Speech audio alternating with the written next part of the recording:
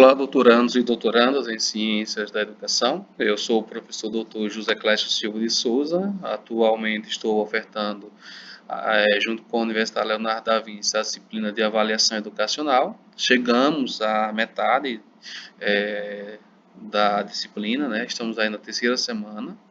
E hoje vamos continuar estudando, aprofundando nosso conhecimento na área de avaliação.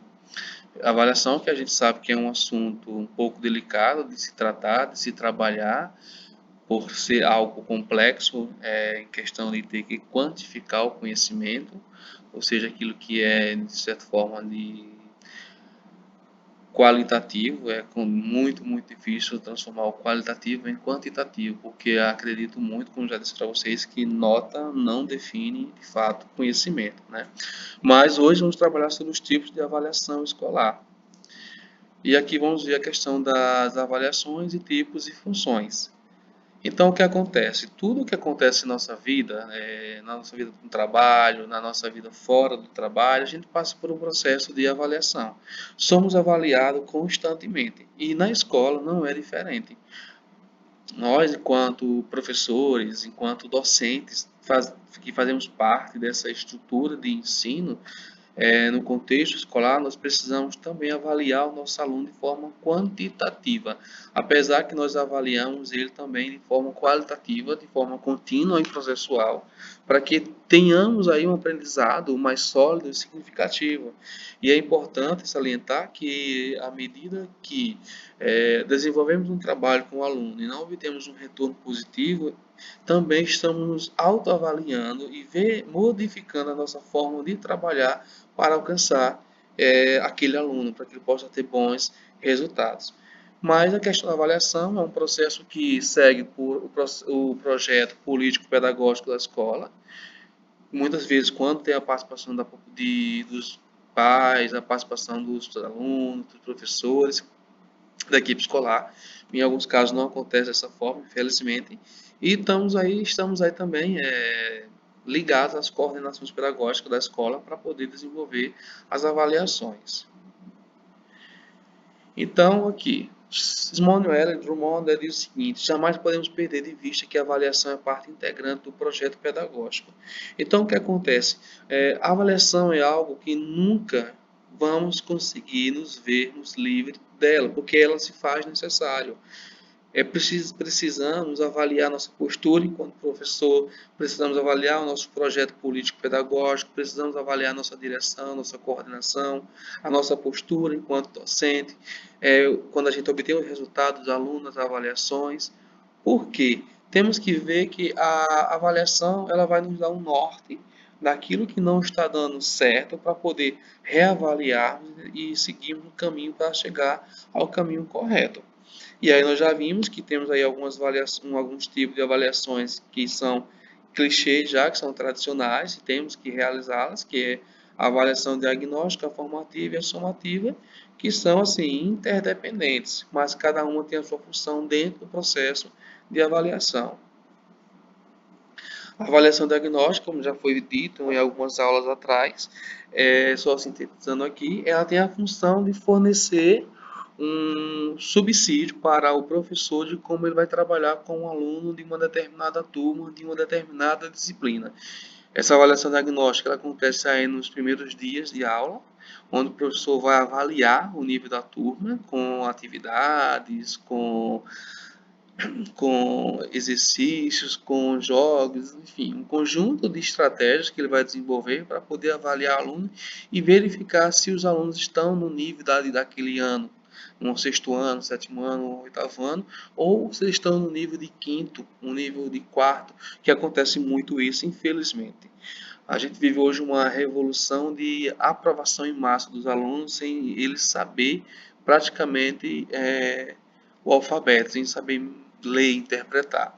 Então, a avaliação diagnóstica é aquela avaliação feita no contato inicial com os alunos, onde vamos ver onde ele está errando, por que está errando, se ele tem conhecimento para estar naquele ano e mesmo que ele não tenha conhecimento para estar naquele ano, ele vai permanecer. Então, vai caber ao professor planejar de forma que consiga alcançar esse aluno para que ele consiga ficar ao nível do determinado ano. Ainda com relação à diagnóstica, tem várias formas que posso estar realizando essa avaliação, como questionários, seminários, análise de exercícios, questão da fala do aluno diariamente, o comportamento, observação, entrevistas. Então, tem esses recursos aí que nós podemos estar avaliando o nosso aluno, se ele tem conhecimento, a que nível ele está, para poder que vai realizar a avaliação diagnóstica com esses recursos. E a gente traça aí os nossos objetivos, o que a gente quer verificar, o que a gente quer alcançar com nossos alunos. E aí, depois que nós fizermos toda a avaliação diagnóstica, tivermos os resultados, vamos planejar de acordo com o nosso projeto político-pedagógico e assim desenvolver estratégias de ensino para poder deixar o aluno no nível. E aí a questão da avaliação diagnóstica, ela possibilita que tenhamos uma visão geral da turma, do processo de ensino, e que possamos também ter um processo geral de aprendizagem. Já deixei claro para vocês que ensino se refere ao professor e aprendizagem se refere ao aluno. Então a gente vai entrar naquele processo de planejamento para o ensino, como eu vou alcançar meu aluno, e a aprendizagem, que é o que eu quero que ele seja capaz de alcançar, qual habilidade, qual competência. A avaliação formativa é aquela avaliação que acontece durante todo o ano, né? Desde o primeiro dia de aula até o último dia de aula. A gente vai avaliar como é que o aluno está se comportando com determinados conteúdos, como é que o aluno se comporta dentro da sala, se ele tem interesse, se ele tem motivação, quais as dificuldades que ele tem na área da sua de conhecimento que você ensina, porque é a partir desse processo da avaliação formativa que a gente vai trabalhar determinado conteúdo por um tempo, por um longo tempo.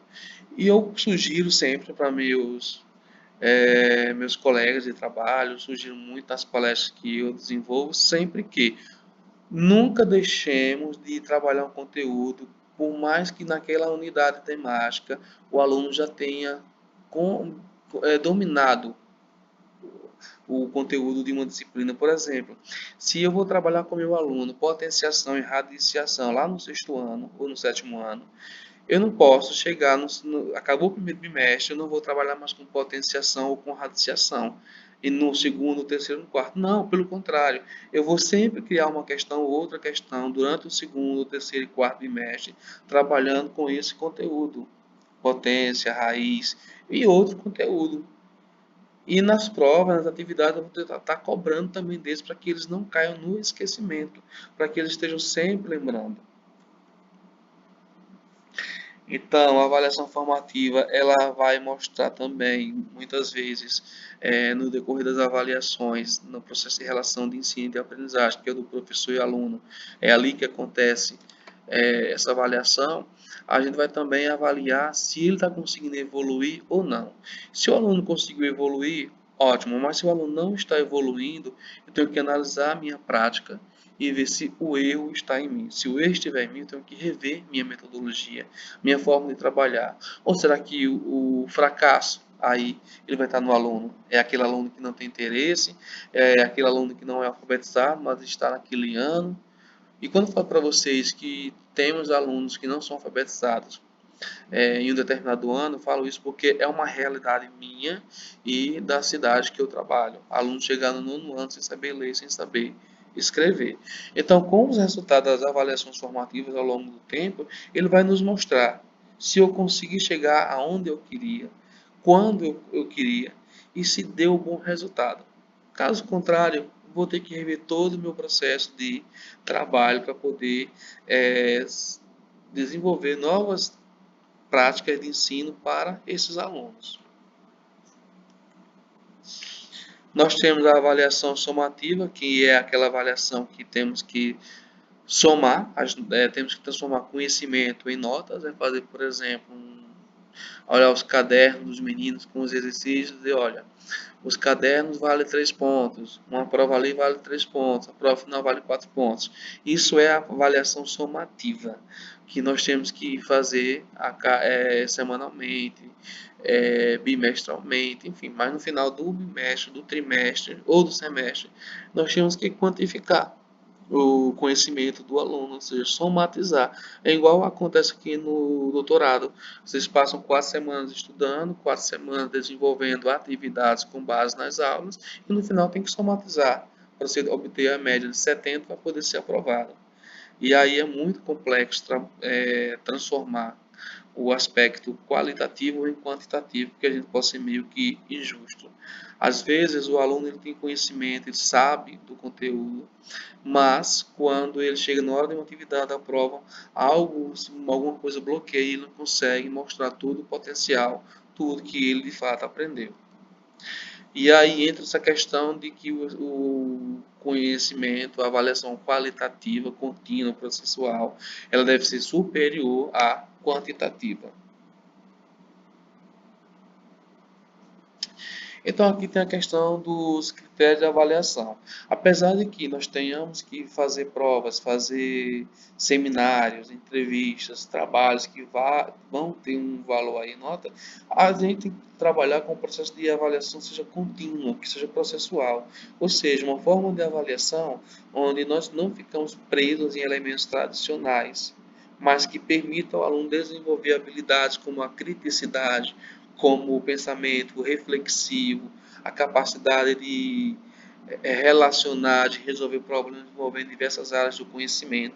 E para isso existe um conjunto de recursos, como por exemplo uma exposição, um seminário, uma pesquisa de campo, uma visita de campo, que vai dar esse suporte para o aluno poder desenvolver certas habilidades e ser uma pessoa crítica. Porque o que acontece? A avaliação, ela é sim para verificação de conhecimento, sem dúvida, mas nós temos que sair desse tradicionalismo, onde eu vou elaborar somente um seminário da página tal do livro didático, para o aluno chegar lá e explicar qualquer coisinha em 2 minutos, tome aí 3 pontos, faz um projeto que não tem muita relação com a escola, e aí ele vai e faz o projeto e ganha 3 pontos. Não, nós temos que pensar na avaliação como um instrumento de que a gente vai ter para verificar, não é nem medir, eu utilizo o termo verificar, até que ponto o aluno está compreendendo o que está sendo trabalhado. E esse conteúdo, e essa avaliação, ela vai simplesmente servir para que a gente possa estar melhorando a nossa prática pedagógica cotidiana. Agora, o que acontece? O professor tem que ter a humildade de dizer: o resultado aqui não foi satisfatório, pode ser que o problema esteja na minha metodologia.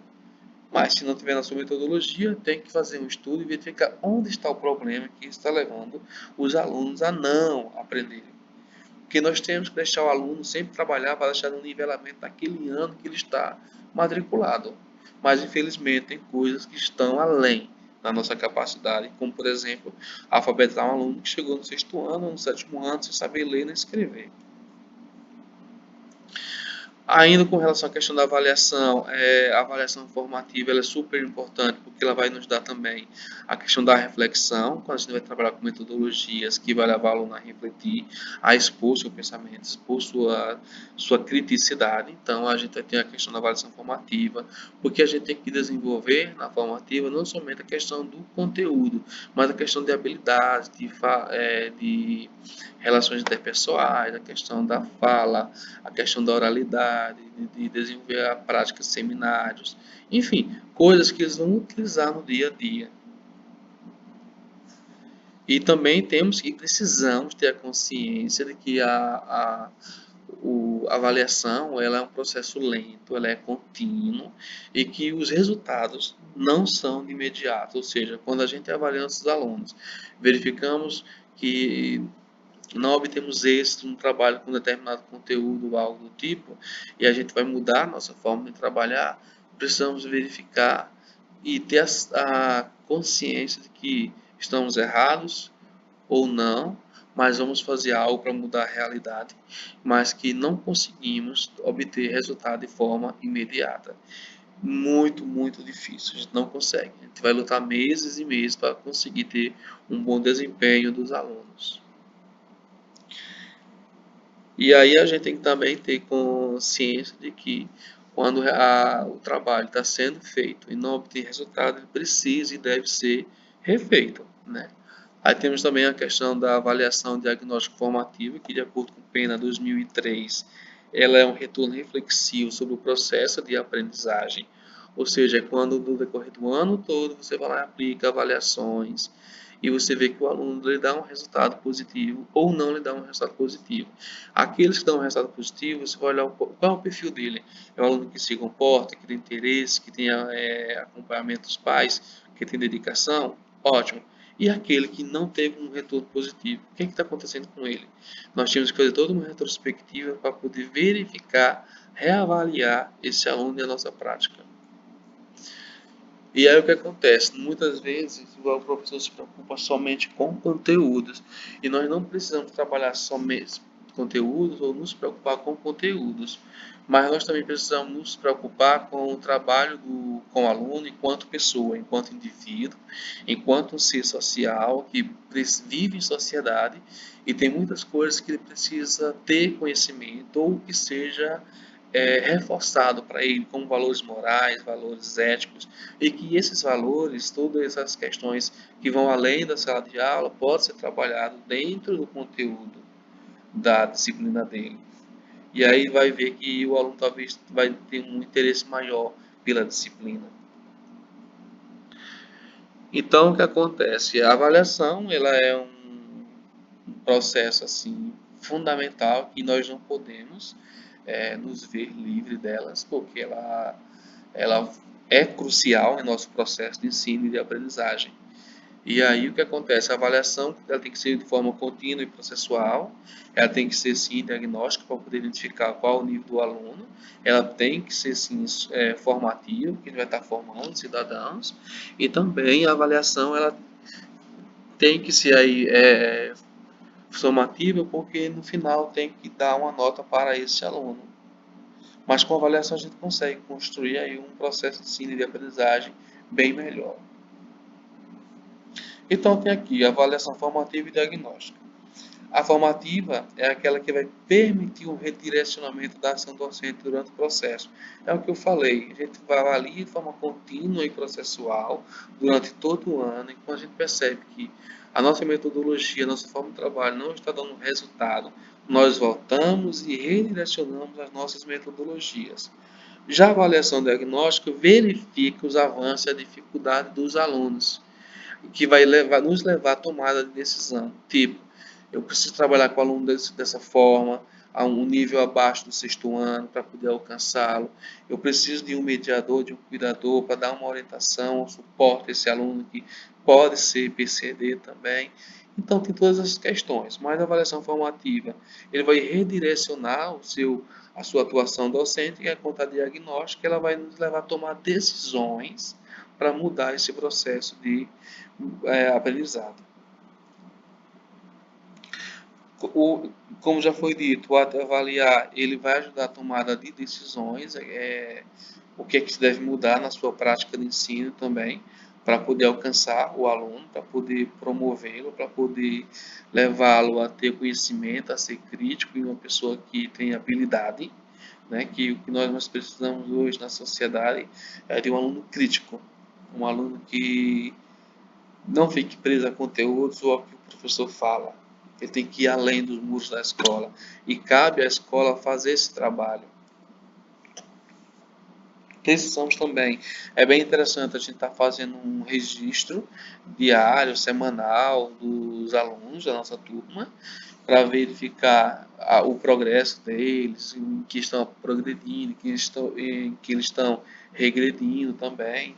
E temos aí também uma questão muito importante, que é também o trabalho com a inclusão escolar, que são as pessoas com deficiência, que exige aí um planejamento diferenciado, um planejamento educacional individualizado, e um plano de desenvolvimento individual, o PDI, o PEI, para esses alunos que têm uma deficiência, que não conseguem alcançar seguir o mesmo ritmo dos alunos regulares.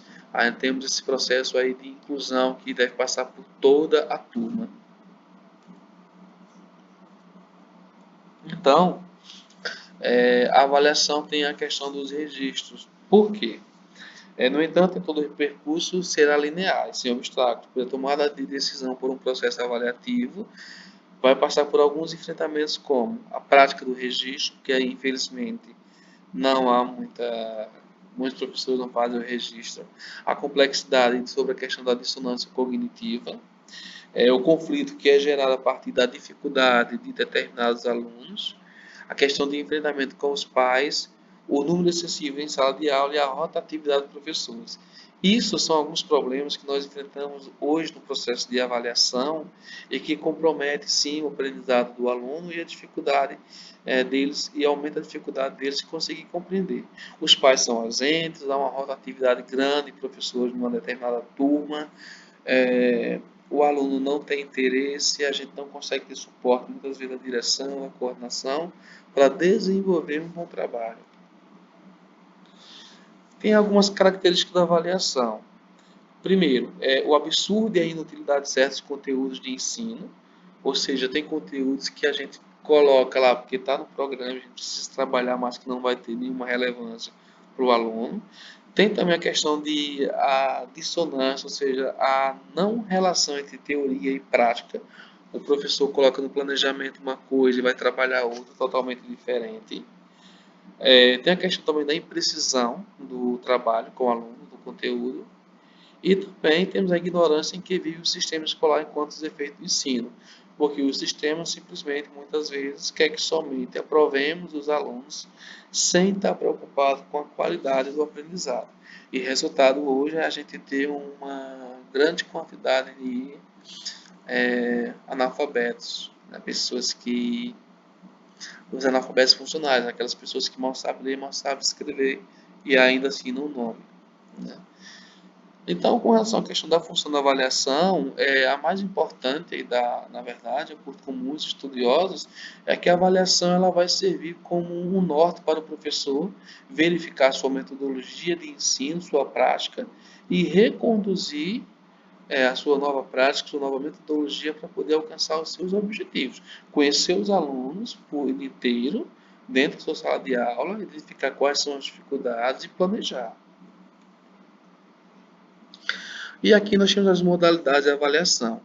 Em resumo, a gente vê que a avaliação diagnóstica que quer verificar a questão das dificuldades do aluno e ela é sempre feita no início do ano letivo. A formativa que quer controlar, ela é feita durante todo o ano letivo. É um processo longo de ensino-aprendizagem que prevalece o aspecto qualitativo. E, por fim, tem a somativa, que tem a função de classificar se ele vai ser reprovado ou se ele vai ser aprovado, ou seja, se ele tem média ou não para poder estar progredindo para o ano seguinte. E aí, segundo Afonso, a avaliação pode ser compreendida como a pedra angular da instituição escolar. Por quê? É ela a base ali. Então, é com ela, com essa avaliação, com os resultados que nós vamos ter, que a gente vai poder ter uma visão geral do processo educativo, de onde ele está acertando e de onde ele está errando. E aí tem a questão das funções da avaliação na visão de Afonso. Afonso disse que a avaliação tem a função de controlar o fluxo do sistema escolar, entradas e saídas dos alunos. Tem a questão também de ter o controle parcial sobre os professores, que são quem ministram as aulas. Tem também a questão de definir as informações, ou seja, de transmitir aos pais o organismo de tutela, ou seja, colocar também os pais a responsabilidade do ensino e da aprendizagem, que não é somente algo da escola. Também temos a importância da gestão, porque nós temos que ter uma gestão que consiga controlar toda a escola, junto com os professores, seus funcionários, para que tenham alunos disciplinados, que também trabalhemos com a questão da motivação, para que o aluno se sintam motivados a querer aprender. E também fornecer informações sobre a questão profissional, tanto do professor como do pessoal que faz a educação em determinada escola.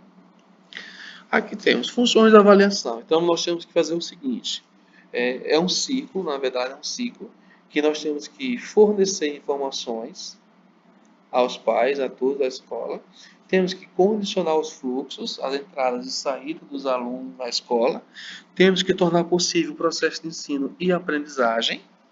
Temos que trazer as informações para os pais e familiares sobre a situação dos alunos, e aí sim temos que constituir elementos, situações que vão propagar a motivação do aluno em querer estudar. E aí temos que entender que a avaliação é algo que nunca, em hipótese alguma, vai ficar restrita à sala de aula. Nós temos que lembrar sempre que o aluno traz conhecimento em casa, ele não é um ser alienado. E esse conhecimento que ele traz de casa deve ser aproveitado em sala de aula para que possamos prosseguir com o nosso trabalho. Então, quando a gente trabalha com base na realidade do aluno, os resultados são mais satisfatórios. E também a questão de que a avaliação ela está relacionada a diversas fases do aspecto pedagógico, né? Porque ela vai nos dizer muito sobre a questão do aluno, sobre o perfil do aluno, sobre a questão do acompanhamento dos pais, o seu rendimento escolar, o seu comportamento na escola. E a avaliação, como a gente já sabe, é um processo que não tem fim em si mesmo, ele continua diariamente e nós temos que estar atentos, fazendo anotações, observando, para não punir um aluno.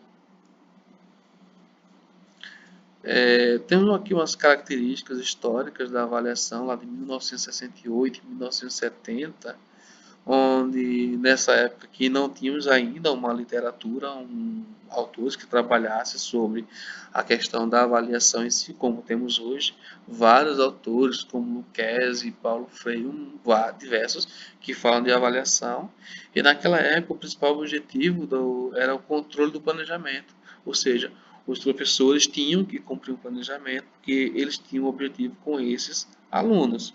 Então, se o governo, o Estado tem um objetivo com esses alunos, o professor é obrigado a seguir o planejamento e os projetos curriculares da gestão na época.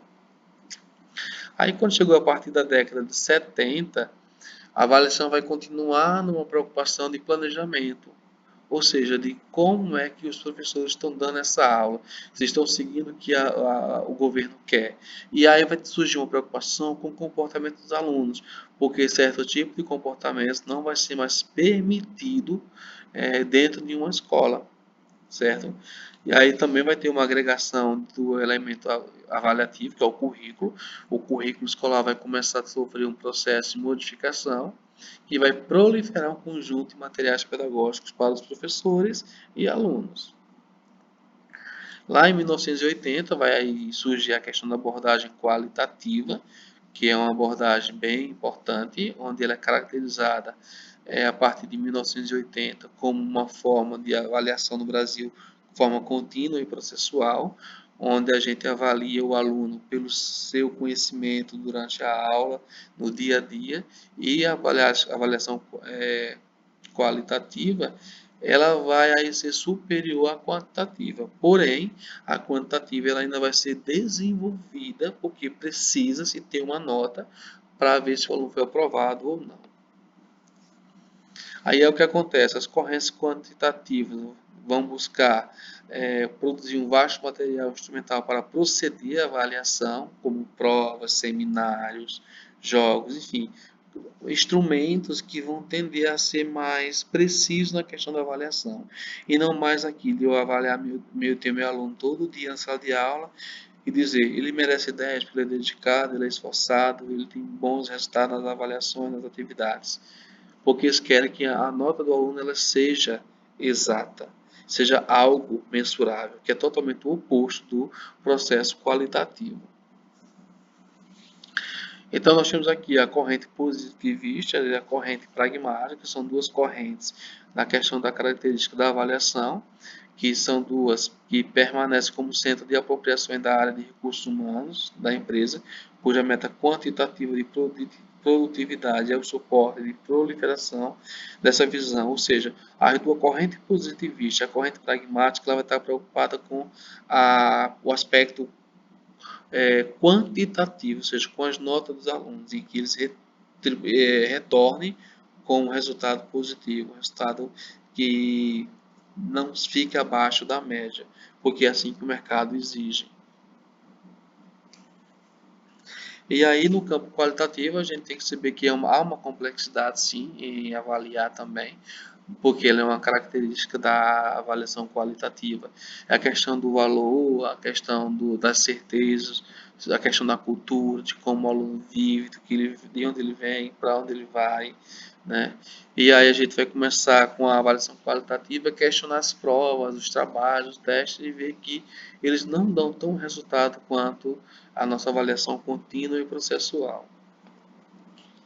E aí na vertente qualitativa da avaliação, a gente vai também sim encontrar a vertente da avaliação quantitativa, devido à questão dos instrumentos e porque o sistema vai exigir que se tenha uma nota ao final de cada bimestre, trimestre ou semestre. Então, assim, o ato de avaliar, na verdade, ele não deve perder características de um processo permanente. Ele deve ser um processo permanente, mas também de forma contínua e diagnóstico da aprendizagem dos alunos.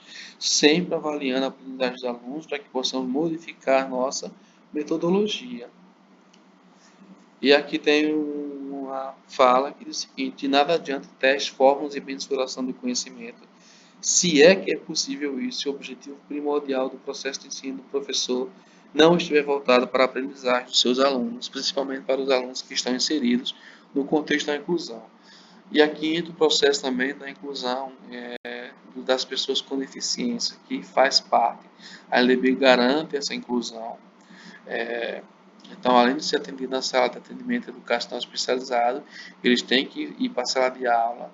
O professor da disciplina, o professor tem que titular, tem que fazer o P e o PDI e desenvolver estratégias para que esse aluno que está no processo de inclusão, ele de fato se sinta inserido ao meio de todos. Ele não pode trabalhar somente com 30 e deixar aqueles dois lá que são especiais de lado. Nós temos que trabalhar de forma que tenhamos um processo de inclusão geral. E aí, pessoal, encerramos a terceira semana. Vocês têm uma atividade para desenvolver e nos vemos aí na próxima semana, a quarta e última semana da disciplina Avaliação Educacional. Qualquer dúvida com relação às atividades, só mandar uma mensagem lá na mensageria do AVA.